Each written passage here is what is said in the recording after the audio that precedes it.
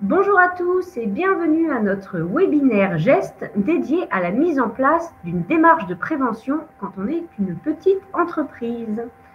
Je vous remercie de nous avoir rejoints aujourd'hui et je vous demande de patienter quelques instants, le temps que nous puissions attendre tout le monde. Nous attendons environ 250 personnes aujourd'hui. Donc c'est pour ça qu'il est 9h58. Je vous propose de vous installer confortablement devant votre écran, d'aller vous servir un café, un thé, une tisane et de patienter encore quelques instants. N'hésitez pas sur l'onglet situé sur votre droite, l'onglet questions, à nous faire un petit retour. Est-ce que vous m'entendez bien? Est-ce que le son est bon, la vidéo? Si vous avez des soucis, cela peut venir de votre connexion Internet. N'hésitez pas à nous faire également un petit retour. Nous espérons que vous avez le beau temps. Ici, en Lorraine, nous avons du soleil. Ça arrive, en Moselle. Et nous profitons bien. Merci Vianney pour votre retour, qui nous dit qu'il nous entend bien. Donc, bienvenue à ceux qui nous rejoignent. Je vois que les connexions montent petit à petit. Vous êtes bien au webinaire GEST dédié à la démarche de prévention pour les TPE et PME et je vous propose de patienter encore quelques instants, le temps que tout le monde puisse se connecter, puis nous allons commencer ce webinaire. Installez-vous confortablement, notre équipe est prête, comme vous pouvez le voir, et nous attendons simplement que tout le monde puisse arriver. Merci Jérôme, merci Christelle pour vos retours, c'est gentil. Donc comme ça, vous savez déjà que vous pouvez utiliser cet onglet questions si vous avez des questions durant le webinaire.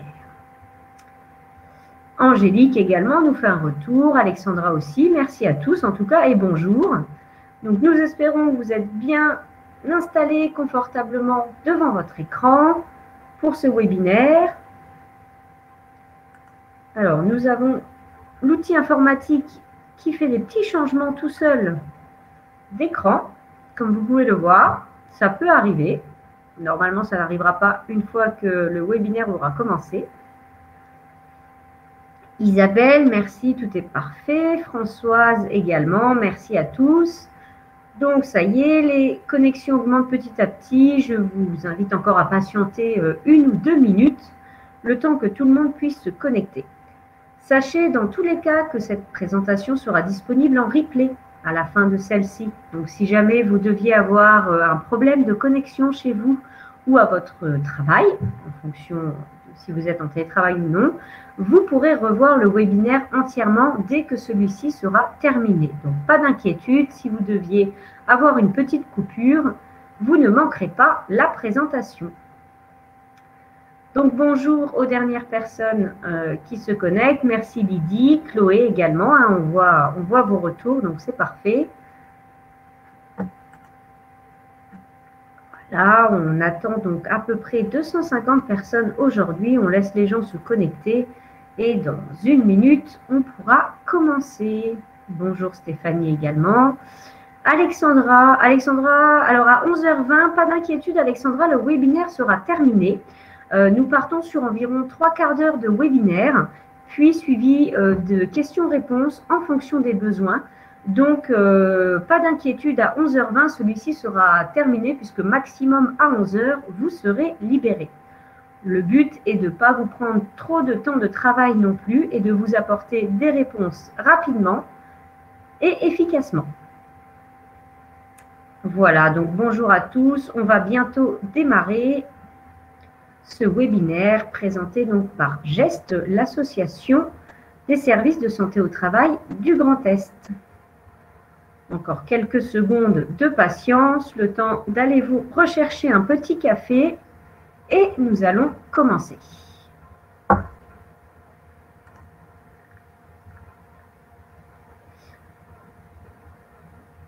Voilà, on voit que les gens continuent à se connecter petit à petit. C'est pour ça aussi qu'on vous fait patienter pendant 2 ou 3 minutes après l'heure de démarrage, simplement pour laisser le temps à tout le monde de se connecter.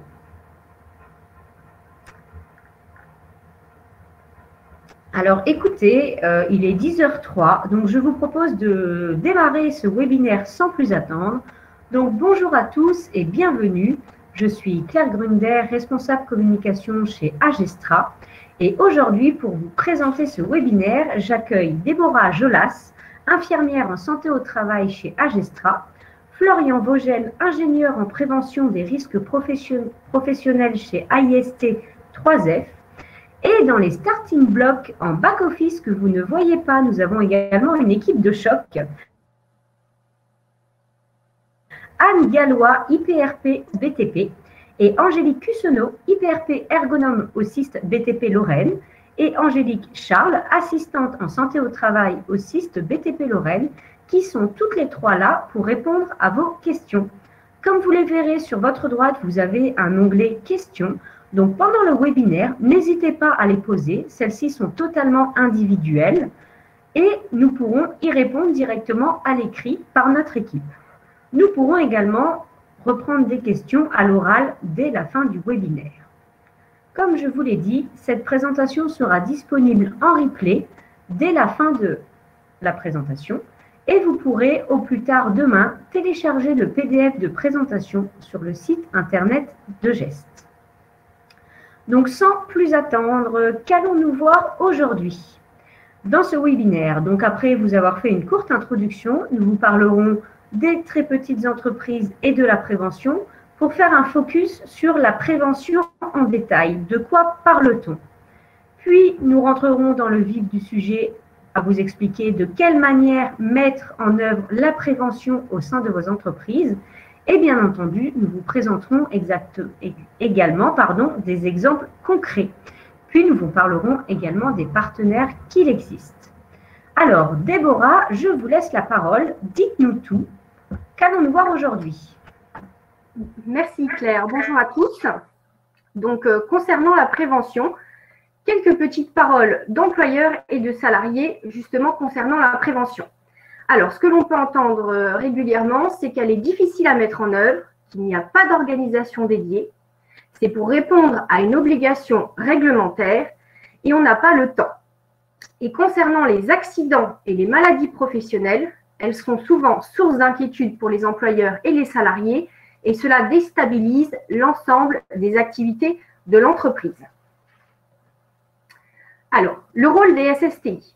Votre service de santé au travail connaît les risques de l'entreprise, la réglementation et comment les aborder de manière pragmatique. Son équipe pluridisciplinaire est là pour vous conseiller dans ce travail de mise en place d'une démarche de prévention des risques et aussi vous accompagner dans la définition de solutions et de méthodes adaptées à votre contexte. Chaque entreprise a des besoins spécifiques et l'objectif du SSTI est d'y répondre au mieux. Merci beaucoup Déborah. Alors maintenant, parlez-nous concrètement, qu'est-ce qu'une TPE, une PME et la prévention dans les grandes lignes? Alors, qui sont les TPE-PME? Ce sont des petites entreprises jusqu'à 50 salariés et elles représentent 98% des établissements comme on peut le voir sur le graphique à côté. On voit une prédominance des entreprises de 1 à 4 salariés et ces entreprises comptabilisent 50% des salariés en France, comme on peut le voir aussi sur le graphique à côté.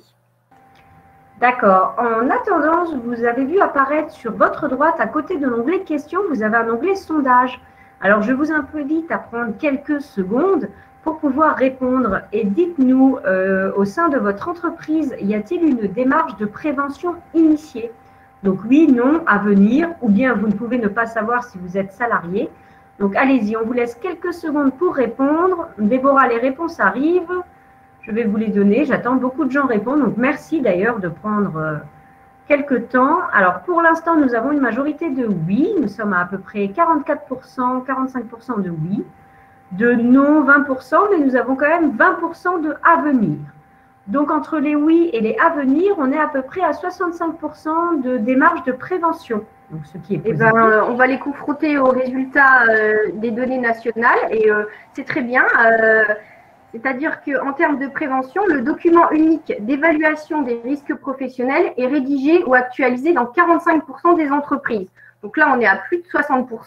Donc, on va dire mieux que la moyenne nationale, mais seulement dans 38% pour les entreprises de moins de 10 salariés.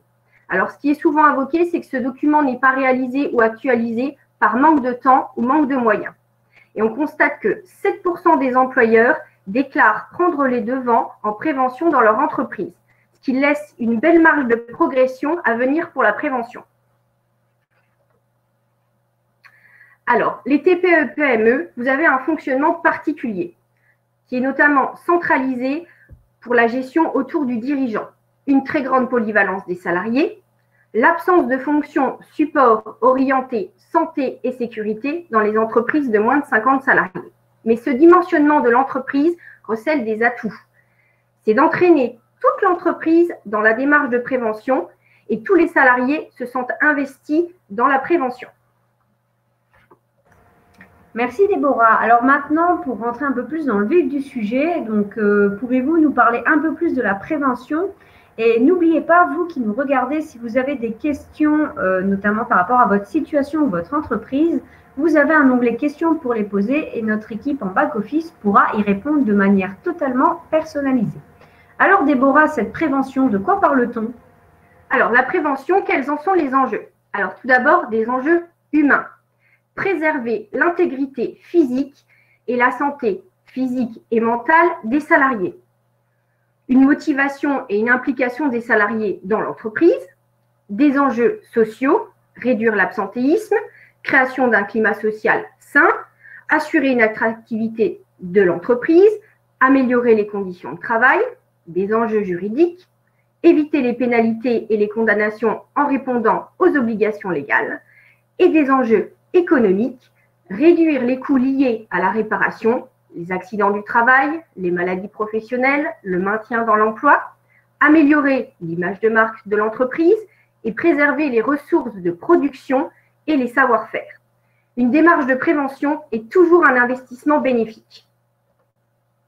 Alors, un petit rappel du Code du travail, bien évidemment. Donc, la prévention apparaît au travers de l'article L4121-1 du Code du travail. Et il est dit, l'employeur prend les mesures nécessaires pour assurer la sécurité et protéger la santé physique et mentale des travailleurs. Ces mesures comprennent des actions de prévention des risques professionnels, y compris ceux mentionnés à l'article L4161-1, comme par exemple les contraintes physiques marquées, des actions d'information et de formation, la mise en place d'une organisation et de moyens adaptés, comme par exemple une organisation sur le travail posté. L'employeur veille à l'adaptation de ces mesures pour tenir compte du changement des circonstances et tendre à l'amélioration des situations existantes. Voilà pour ce petit rappel du Code du travail. Alors, de quoi parle-t-on au niveau de la prévention? On va commencer par une définition. Donc, la prévention des risques professionnels, c'est l'ensemble des dispositions à mettre en œuvre pour préserver la santé et la sécurité des salariés, améliorer les conditions de travail et tendre au bien-être au travail. Alors, elle s'articule au travers de 3 types de prévention. La prévention primaire, on évite l'apparition d'un risque en s'axant sur les dangers. L'objectif, éviter les risques. La prévention secondaire, on accepte l'apparition d'un risque, mais on évite la création d'un dommage en prenant des mesures spécifiques. L'objectif, limiter les risques. Et en prévention tertiaire, on accepte l'existence d'un dommage, mais on prend des mesures pour le neutraliser autant que possible. L'objectif, limiter les dommages. L'objectif, éviter les risques est celui à privilégier, bien évidemment, dans les actions. Alors, un petit exemple pour mieux comprendre. Donc, la situation d'un conducteur d'engin dans un chantier de BTP. Le danger, c'est la canicule. Le risque, c'est d'avoir un coup de chaleur et ou des coups de soleil. Donc, une action de prévention primaire serait de décaler les horaires de travail pour profiter des heures les plus fraîches, les rotations des postes. En prévention secondaire, il peut être mis en place la distribution d'eau potable fraîche aux salariés, des films protégeant les UV, la climatisation en cabine et de la crème solaire haute protection. Et en prévention tertiaire, la mise en place d'un référent lorsqu'un salarié a fait un malaise. Alors, nous allons introduire la notion de danger et risque pour bien les différencier. Alors, une petite définition du risque. C'est l'exposition d'une cible, un salarié, une entreprise, à un danger. Le risque est caractérisé par la combinaison de la probabilité d'occurrence d'un événement redouté, autrement dit un accident, et de la gravité de ses conséquences. Comme exemple, un salarié manipulant un produit chimique volatile est exposé à un risque par inhalation.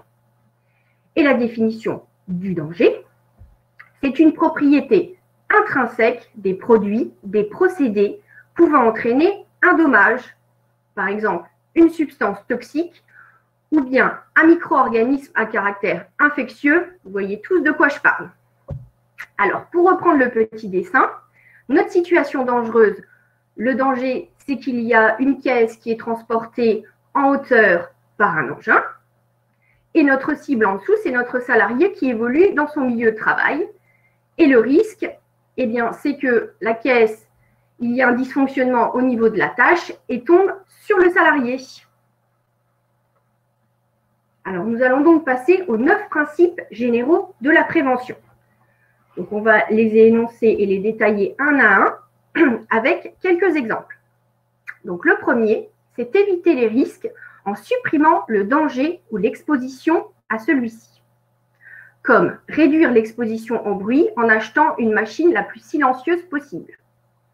En deux, évaluer les risques qui ne peuvent être évités, c'est-à-dire apprécier la nature et leur importance dans l'entreprise pour déterminer des actions à mener pour assurer la sécurité et garantir la santé des travailleurs. Comme par exemple, un risque de troubles musculo-squelettiques dans une boulangerie peut être réduit par l'achat d'un pétrin à bascule. En 3, combattre les risques à la source. Intégrer la prévention dès la conception des lieux de travail, des équipements, des modes opératoires. Comme par exemple, placer la machine la plus émissive de poussière proche de l'extraction d'air dans une pièce fermée. En 4, adapter le travail à l'homme, c'est-à-dire une adaptation de la conception des postes. Par exemple, réfléchir à une rotation des postes à intervalles réguliers pour limiter les gestes répétitifs ou les contraintes de posture, ou des plans de travail à hauteur variable. En 5, tenir compte de l'évolution de la technique, comme par exemple pour diminuer les manutentions des charges en plaçant des rangs de chargement. En 6, remplacer ce qui est dangereux par ce qui l'est moins. Éviter l'utilisation de produits dangereux, comme par exemple le perchloréthylène dans les pressings, par une méthode présentant des dangers moindres, comme le nettoyage à l'eau ou au CO2 liquide. En 7, planifier la prévention en y intégrant un ensemble cohérent, la technique, l'organisation du travail, les relations sociales et notamment les risques liés au harcèlement moral. Alors, ces mesures de prévention peuvent être déclinées dans 3 domaines d'action, ce qu'on appelle la méthode HOT. Alors, H pour humain, qui est pour les formations, comme par exemple l'habilitation électrique ou des actions de sensibilisation sur le port des équipements de protection individuelle. O pour organisationnel, organiser les espaces de travail, les horaires de travail et encadrer les remontées d'informations. Et T pour technique, c'est utiliser du matériel adapté. 8, c'est prendre des mesures de protection, mais en considérant que les protections collectives sont prioritaires et que les protections individuelles arrivent en complément de celles-ci.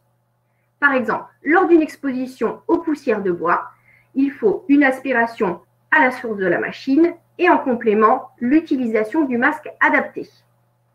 Et en 9, donner des instructions appropriées aux travailleurs en donnant des informations nécessaires à l'exécution de leurs tâches dans des conditions de sécurité optimales.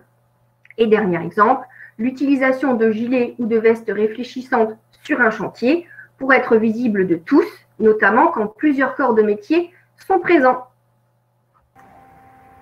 Merci beaucoup Déborah. Donc effectivement, maintenant vous comprenez mieux de quoi on parle quand on parle de prévention. Ces 9 principes sont donc généraux et s'appliquent à toutes les entreprises. Donc maintenant, Florian, je vais vous laisser la parole. Concrètement, comment mettre en œuvre cette prévention quand on est une TPE ou une PME? Merci Claire. Alors du coup, avec tout ce que Déborah nous a appris jusqu'à maintenant, on va voir comment l'appliquer dans l'entreprise de manière la plus simple possible pour que ce soit également la manière la plus efficace. Donc la démarche de prévention, on va chercher dans l'entreprise à vraiment inculquer une culture de prévention autant pour l'employeur que pour les salariés, que pour toutes les personnes qui gravitent autour et qui sont amenées à travailler avec l'entreprise. Donc, la démarche d'évaluation des risques professionnels correspond à peu près au document unique d'évaluation des risques professionnels. Hein. C'est vraiment sur ce document qu'on va se baser pour évaluer et faire la démarche d'évaluation des risques. Ce document et cette démarche vont nous permettre de mettre en place les actions de prévention les plus pertinentes possibles. Donc, je vous parlais avant d'efficacité. Donc, on va privilégier les actions, comme Déborah nous l'a montré à l'instant, hein, dans un certain ordre de priorité et selon la gravité possible des accidents, selon l'activité de travail réalisée. Pour ce faire, on va tout d'abord préparer l'évaluation. Donc, préparer l'évaluation, c'est tout d'abord mobiliser les ressources en interne. Donc, l'employeur qui est le premier en face de cette évaluation doit être le moteur, mais tous les salariés de l'entreprise sont également les ressources à mobiliser, puisque ce sont les acteurs primaires de l'activité et donc du coup, eux qui sont face à ces risques et à ces dangers.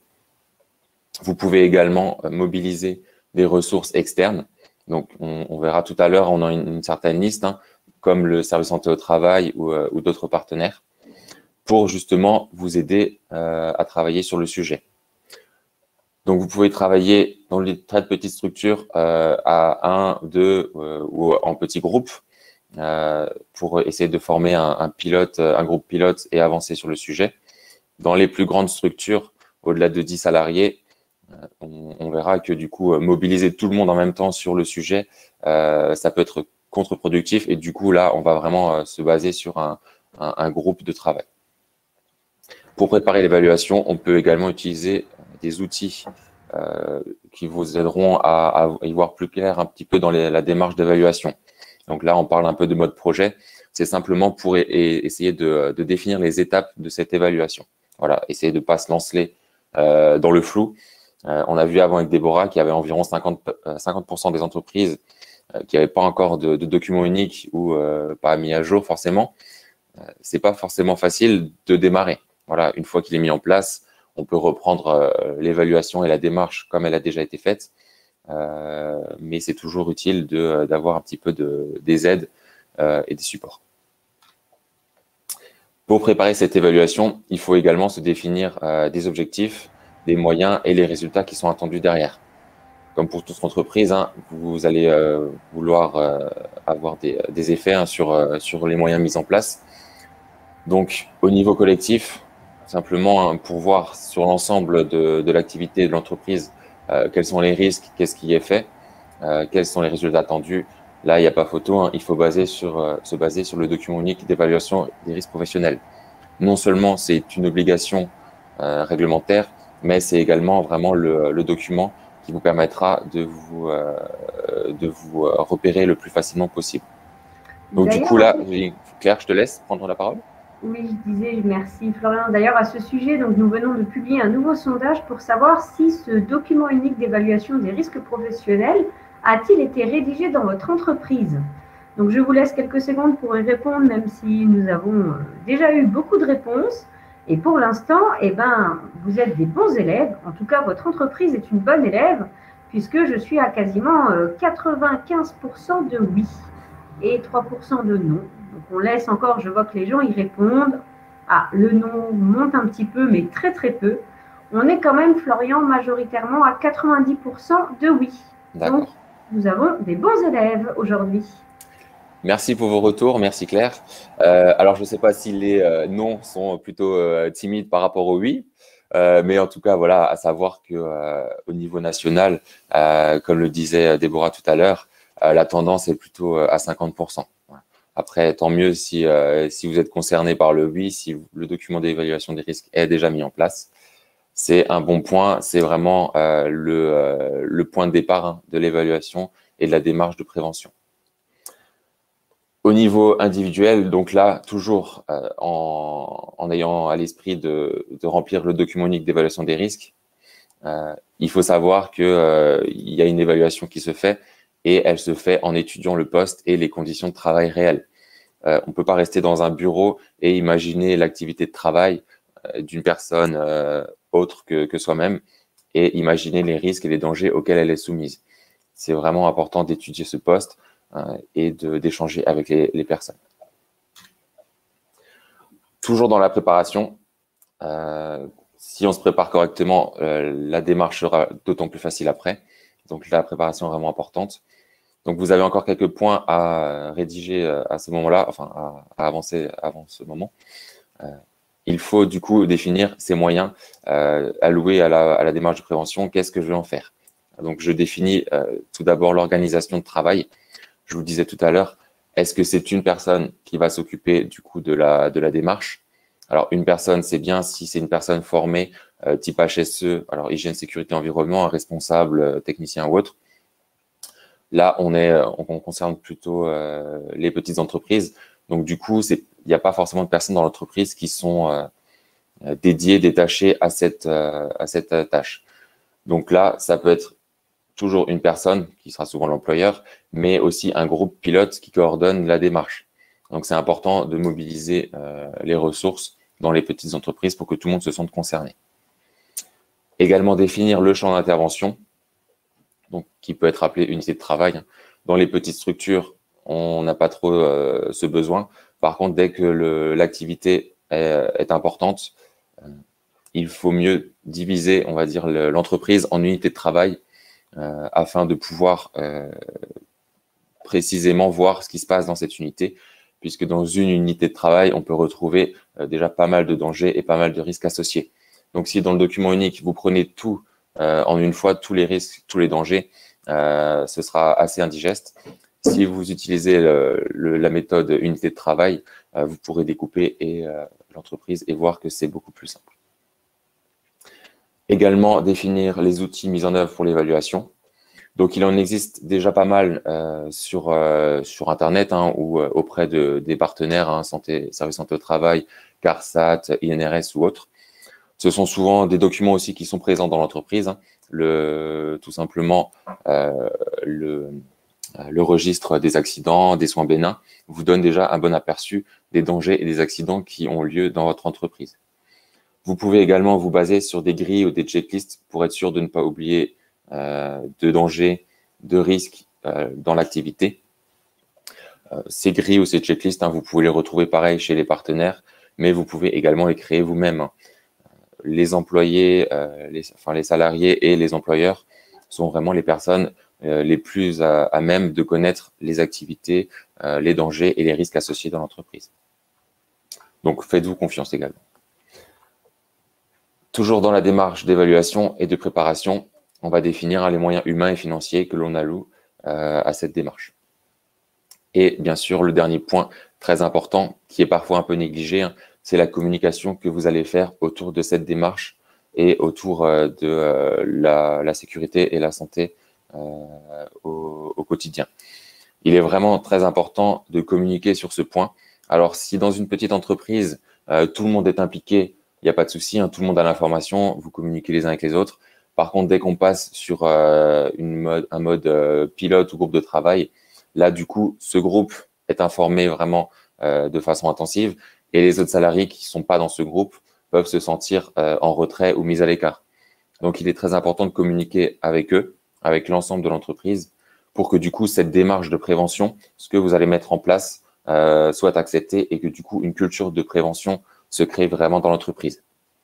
Si les personnes n'adhèrent pas à votre démarche de prévention, elle n'aura quasiment aucune chance d'être mise en place correctement au quotidien. Une fois que vous avez démarré l'évaluation, la démarche de prévention, ce qu'il faut faire, c'est identifier les risques dans votre entreprise. Donc, je disais tout à l'heure, c'est se rendre sur site, échanger avec vos salariés, avec vos collègues, et du coup, essayer de repérer un maximum les dangers de chaque activité dans les unités de travail et du coup, les risques qui y sont associés. Dans votre document unique, du coup, vous allez alimenter toutes les situations de travail avec les risques et les dangers associés, les dommages possibles, et du coup, vous allez pouvoir définir les conditions d'exposition de vos salariés aux différents dangers avec du coup les facteurs de pénibilité, de gravité, d'exposition. Cette identification des risques va nous permettre par la suite de créer un inventaire. Donc, une fois que vous aurez listé toutes les situations dangereuses dans votre entreprise qui sont liées à l'activité, vous allez pouvoir les classer en faisant une hiérarchie de ces risques. Et vous allez trouver que certains risques sont prioritaires par rapport à d'autres et d'autres le sont moins. Alors, Claire, je crois qu'il y a un sondage à ce moment-là. Alors, effectivement, un nouveau sondage vient d'apparaître pour qu'on puisse en savoir un peu plus aussi sur vous qui nous regardez. Donc, dites-nous, d'après vous, quel serait le risque prioritaire dans votre entreprise? Est-ce que ce serait un risque routier, trajet de voiture, un risque chimique lié à l'utilisation de produits, un risque TMS, donc troubles musculo-squelettiques, donc notamment en fonction de votre posture, ou plutôt un risque chute en hauteur? Donc, on vous laisse également quelques secondes pour y répondre. Donc, pour l'instant, on est plutôt sur un risque TMS, donc ce qui nous indique que vous êtes plus des entreprises dans le domaine du service. Si je ne me trompe pas, Florian a utilisé notamment une station informatique. Nous avons également un peu de risque routier et très peu de risque chimique et de chute de hauteur. Donc voilà, on est à 67% de risque TMS. D'accord, merci Claire. Merci toujours pour vos retours. Alors là, du coup, le sondage, l'intérêt n'était pas forcément de dire quel risque est prioritaire par rapport à un autre de façon globale, mais vraiment de vous montrer que chaque entreprise, chaque salarié, chaque employeur a vraiment son document unique qui lui est propre, ses risques qui lui sont propres, même si on peut retrouver dans un même secteur d'activité les mêmes risques prioritaires, bien sûr. Les risques TMS, tu disais à l'instant Claire, on peut se douter que les personnes qui sont dans le secteur des services et même aller plus loin, les personnes qui sont sur un poste d'unité informatique vont retrouver ce risque TMS en priorité par rapport à un risque chimique, par exemple. Voilà. Donc, pas se focaliser sur mon risque prioritaire est celui-ci, pourquoi je ne trouve pas la même chose qu'ailleurs, pourquoi mon entreprise est différente. Vraiment, chaque entreprise a sa façon de travailler, a mis en place déjà peut-être des actions de prévention et de protection qui ont réduit ce risque d'une manière ou d'une autre. Et du coup, l'important, c'est d'avancer vers la sécurité et la santé en planifiant cette prévention. Voilà.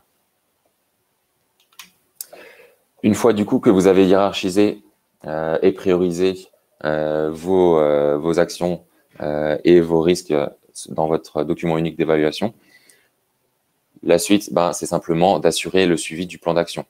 Vous allez mettre en place, sur du court, long ou moyen terme, des actions de prévention de tout type. Et l'intérêt, c'est est-ce que du coup, ils vont être réalisés, mis en place à la date butoir que je me suis donnée?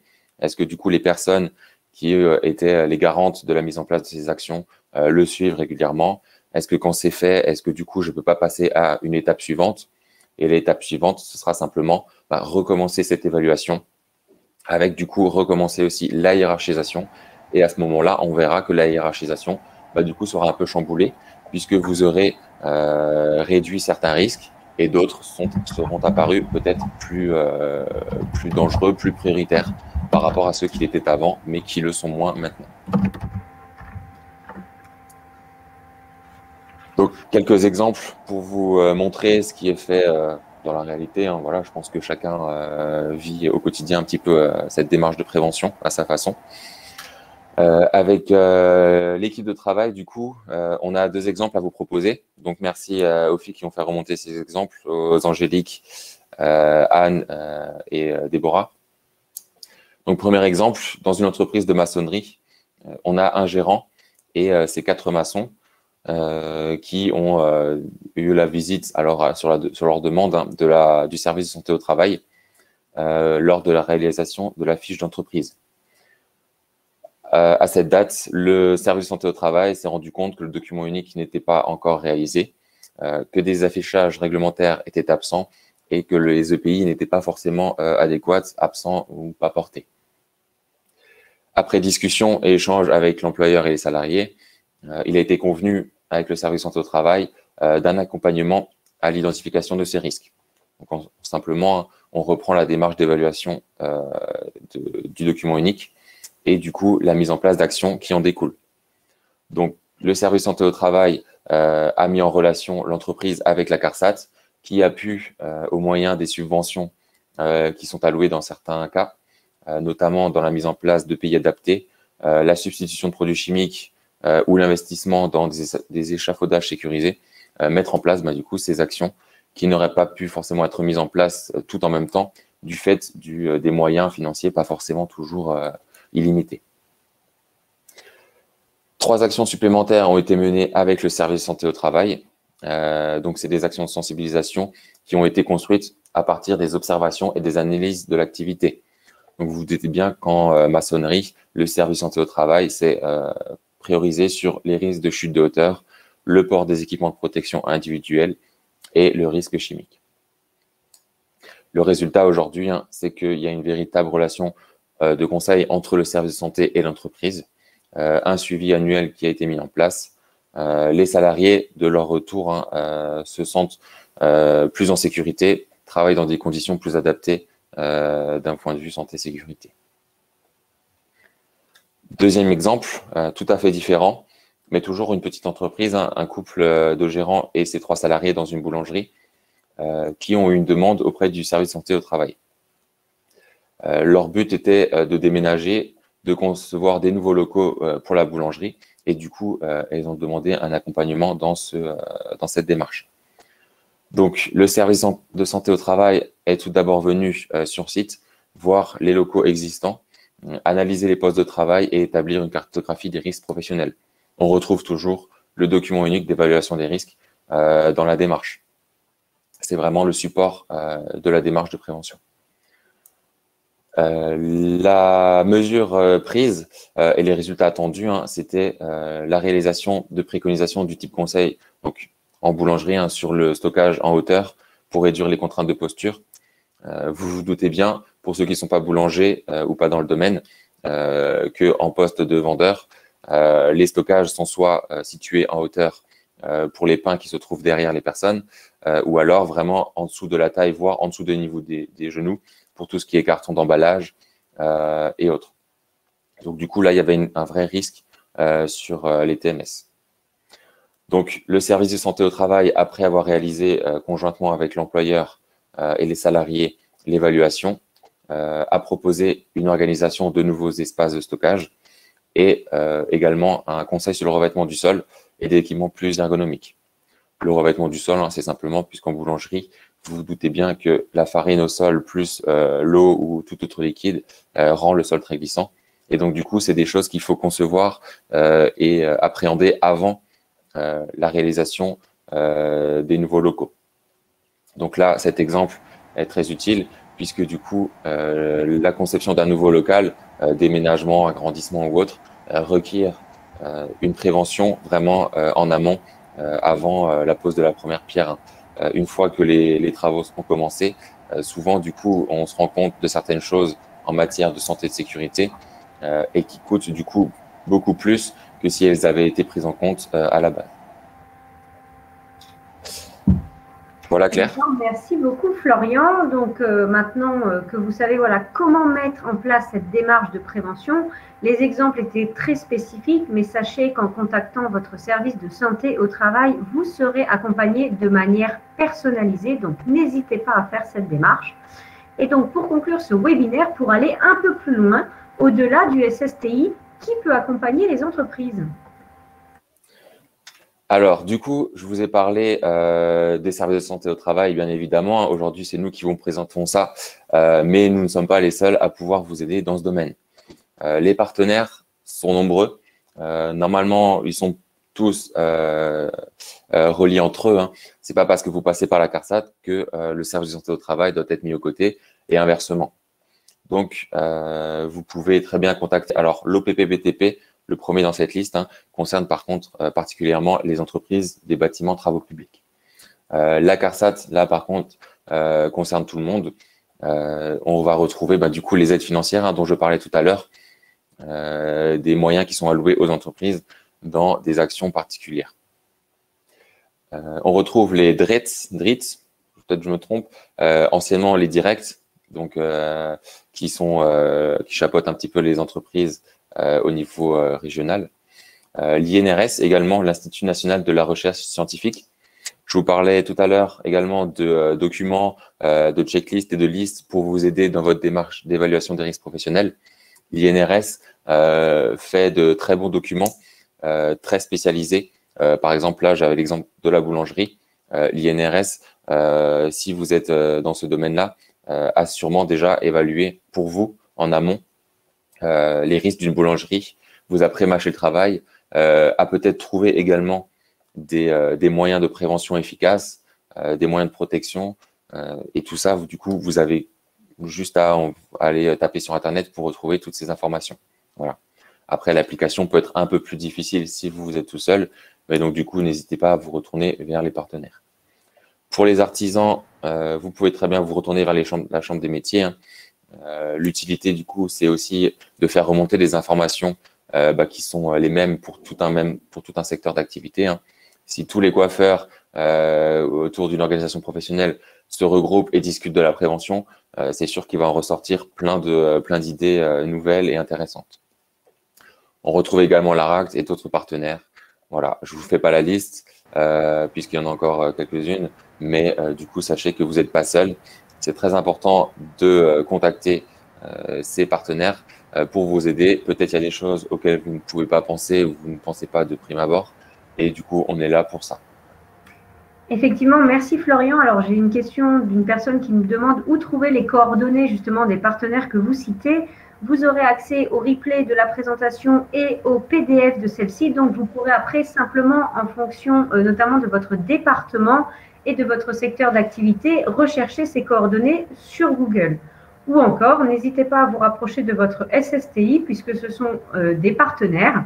Votre équipe de santé au travail peut également vous renseigner. Donc, ce webinaire touche tout doucement à sa fin. Je vais publier quelques sondages avant que vous partiez et nous vous proposons quelques questions-réponses. Donc, pendant toute la présentation, vous avez pu poser vos questions. J'en profite pour en reprendre certaines qui peuvent bénéficier aux yeux de tous. Donc, Florian, Déborah, je vous laisse répondre en fonction de votre affinité avec la question. Nous avons eu notamment une question qui est d'actualité d'une personne disant qu'elle était en télétravail, que tous les salariés étaient en télétravail, et elle se demandait du coup si l'évaluation individuelle était tout de même obligatoire. Alors, Déborah, si je peux me permettre ? Oui, vas-y. Ok. Alors, si je comprends la question, si l'évaluation individuelle de chaque bureau individuel des salariés. Que vous avez présenté au début en dehors, donc il y avait le DURP et également l'évaluation des postes. Comme on est en télétravail, est-ce que cette évaluation est quand même obligatoire? Doit-elle avoir lieu? Alors, l'employeur, de manière réglementaire, est obligé de veiller à la santé et à la sécurité de ses salariés. Le télétravail fait partie de l'activité des salariés et donc du coup, même s'ils sont à la maison, l'employeur a obligation de veiller. Alors, l'étude de son poste, je me doute bien que l'employeur ne va pas passer, si vous êtes 50 ou 100, chez tout le monde pour vérifier l'ergonomie du poste de travail, si les équipements sont présents, sont bien en place. Mais normalement, il y a une obligation. Voilà. Après, c'est aux salariés également de faire remonter l'information s'il y a quelque chose qui ne va pas pour lui. Je vous ai dit, la communication est vraiment le pilier et importante dans cette démarche. Hein. C'est dans les deux sens. L'employeur a des obligations. Si le salarié lui-même ne s'en pose pas quelques-unes, c'est difficile pour l'employeur de répondre à sa demande s'il ne l'exprime pas. D'accord, merci. Nous avons aussi une autre question assez rapide dont vous connaissez la réponse tous les deux. On nous demandait si l'intervention d'un SSTI est payante. Déborah? Oui. Alors, l'intervention du SSTI fait partie des cotisations, donc vous pouvez solliciter votre service de santé au travail. C'est compris dans la cotisation annuelle. Voilà, donc c'est assez important. La demande revient souvent que vous fassiez appel à votre médecin du travail ou vos équipes pluridisciplinaires, que ce soit un ergonome par exemple. Cette intervention est totalement comprise dans votre cotisation. Donc, n'hésitez pas justement à contacter vos équipes. Alors, Florian ou Déborah, on nous demandait également si chaque année, le document unique doit quand même être revu, même s'il n'y a aucun changement au sein de l'entreprise. On fait 1 sur 2, Déborah. Alors, réglementairement, toujours, hein, le document unique a une obligation d'être revu annuellement, même s'il n'y a pas de changement. De toute façon, réglementation ou pas, je vous ai dit, hein, il y a un plan d'action qui découle de ce document unique. Le plan d'action, normalement, vous le mettez en place au cours de l'année. Voilà, si les moyens sont là, si les actions ont pu être réalisées. Et donc, au bout d'1 an, naturellement, le document unique a changé. Donc, même s'il n'y a pas de changement concret, important d'activité, normalement, la protection, la prévention en place, elle, a changé. Et donc, du coup, c'est important de le revoir. Je vous ai dit, hein, l'évaluation et la hiérarchisation va s'en retrouver peut-être chamboulée. Et on va dire que là, les documents uniques ont forcément été remis à jour, puisqu'il y a eu le risque Covid qui s'est invité depuis l'année dernière. Donc, forcément, il y a des mesures qui ont été mises en place par les entreprises. D'accord. Alors, tant qu'on est dans le document unique, une question qui vient d'être posée, on nous demande s'il est possible d'avoir des exemples concrets de documents uniques. Alors là, on nous précise dans le tertiaire, mais d'une manière générale, est-ce que les entreprises peuvent trouver des exemples, que ce soit peut-être sur Internet ou via le SSTI? Comment ça se passe? Déborah, je me permets encore? Oui, vas-y. Alors, le document unique, c'est quand même quelque chose qui est propre à l'entreprise. Alors, on est d'accord que le format Excel, papier, classeur ou autre, ça peut être utile de partir sur une base qui est déjà réalisée et de remplir le sien. Alors, il y a des choses qui se trouvent sur Internet assez facilement, pas toujours dans le secteur qu'on souhaiterait. Hein. Si vous avez un secteur très précis, je suis pas sûr que vous retrouviez quelque chose sur Internet. Par contre, peut-être que pour le tertiaire, la boulangerie ou autre, vous allez trouver un document unique tout fait. C'est pas vous aider de faire un copier-coller. Ça peut être un plus de vous en inspirer, de savoir comment ça va fonctionner, comment le mettre en place et à quoi ça ressemble. Hein, déjà aussi, hein, pour les personnes qui l'ont pas encore mis en œuvre. Voilà. Après, vous pouvez toujours vous retourner vers les partenaires que je vous ai cités tout à l'heure, qui vous aideront en vous donnant peut-être des exemples, hein, clairement, voilà, et du coup, qui vous aideront à le remplir, qui vous expliqueront peut-être d'une manière plus approfondie la démarche et refaire vraiment le document avec vous. Alors, je me permets, Claire, aussi, je sais qu'on a un webinaire en septembre qui va parler du coup du document unique, donc qui est un peu la suite de ce webinaire qui fait que aborder le document unique, mais qui parle de la démarche de prévention. En septembre, du coup, on va vraiment aborder le document unique en lui-même. Voilà, ça peut être intéressant pour ceux qui se posent la question. Oui, tout à fait. Et donc, sachez que votre service de santé au travail peut vous accompagner, et cela de manière gratuite, pour mettre en place ce document unique, et qu'il n'y a pas de trame officielle, que celui-ci s'adapte bien à votre entreprise, à votre organisation et à vos risques. Puisqu'effectivement, nous avons eu également une question de savoir quels étaient notamment les impacts organisationnels ou structurels dans le déploiement d'une démarche de prévention. Je pense, Déborah, que par rapport à cette question-là, cela dépend vraiment de votre organisation. Nous ne pouvons pas répondre globalement pour vous tous qui nous regardez, mais effectivement, tout est très personnalisé. Oui, chaque situation est individuelle et on peut prendre 2 entreprises du même groupe d'activité, selon le nombre de salariés, selon leur activité propre, leurs locaux, les risques et les dangers sont différents. Donc, c'est vraiment propre à chaque entreprise. Et comme le disait Florian, on peut se servir d'exemple, mais ça ne collera pas à la réalité même de l'entreprise. Donc, on peut s'inspirer effectivement de ce qu'ont fait les autres, mais il faut se questionner soi-même en tant qu'employeur et questionner ses salariés qui, eux, connaissent réellement la réalité du travail. D'accord. Et justement, pour rebondir sur ça, nous avons une question alors personnalisée, mais que je vais transformer en globale. Si une société possède plusieurs entreprises, le document unique doit-il être fait pour la société générale ou il peut être fait pour les différents immeubles de l'entreprise qui ne présenteront pas forcément les mêmes risques en fonction de l'activité qui peut être faite dans chaque structure?